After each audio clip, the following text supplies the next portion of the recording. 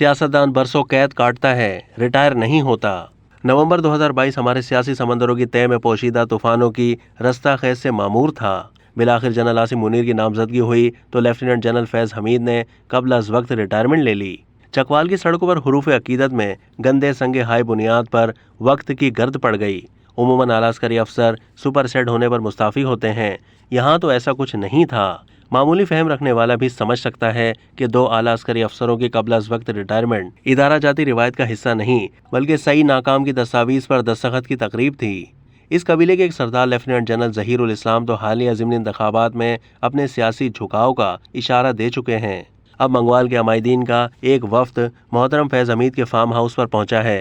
अर्ज़े चकवाल के लिए उनकी खिदमात पर रोशनी डाली और वो आरज़ुए ना तमाम भी नसर में बयान की जो उस्ताद कमर जलालवी ने तालिब नकवी के बारे में कही थी। खुदा ने चीफ कमिश्नर बना दिया तुमको, दुआएं हमने तो मांगी थी बादशाही की।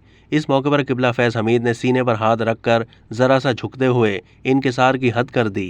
अब खबर आई है कि फैज़ हमीद सियासत में आने का कोई इरादा नहीं रखते। ऐसा नहीं कहना चाहिए क्योंकि कार सियासत में आपका वसी तजर्बा कौम के काम आना चाहिए।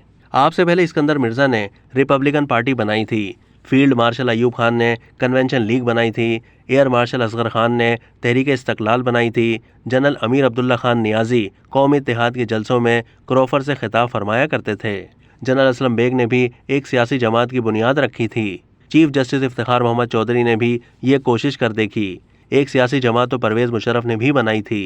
फैज़ हमीद भी ये शौक़ पूरा कर लें, लेकिन ख्याल रहे कि सियासतदान फांसी पर झूल जाता है, बरसों कैद काटता है, जिला वतन हो जाता है, मफतूहा अदालतों से नाकर्दा गुनाहों की सजाएं पाता है। सियासतदान रिटायर नहीं होता।